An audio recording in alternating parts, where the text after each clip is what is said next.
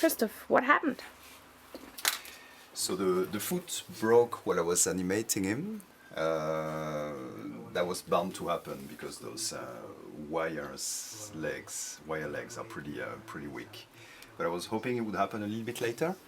So basically the nut for the tie down came unglued out of the foot.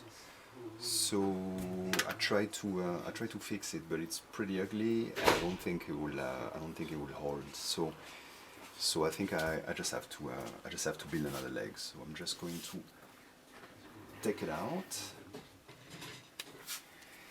and then put him aside and get started with making another one from scratch. Shouldn't take too long though. So here we go. First I will take two lengths of 2mm aluminum wires and twist them together. I will leave the loop for the toes and I will cut the wires at the right length, slightly longer than I will need in the end, just to be safe. Now we'll need tie downs to attach the puppet to the ground from underneath the set. The tie downs are these threaded metal rods and they will go inside these nuts. We need to attach the nuts as strongly as possible to the wires. Soldering would be an option, but let's keep it simple.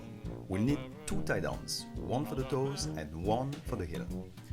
First of all, we need to prepare the nut. What I like to do is glue some aluminum foil on one side of it, so that the glue we will use to attach it to the wire won't drip inside and ruin the thread. Now it's safe.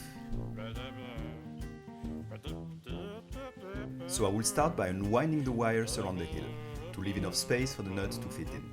Then I will twist the wire again and try to have it as tight as possible. Same for the toe nut, I'll try to make it a snug fit. Then I will use two components epoxy glue, making sure that there is glue connecting the wire to the nut and of course keeping the aluminum side of the nut on top so that no glue will drip in the thread. Next step, when the glue is dry, I'm using a two components chemical metal compound to make the whole thing even more solid. Make sure to go all around the nut without going inside as well, but try to encase it as much as possible. This stuff is supposed to be as solid as metal after a few hours, so hopefully it will hold this time. Now we need to cut a small length of brass tube. We need that to make the leg replaceable, so that if it breaks again later on, we can slide it out of the puppet's body and make a new one.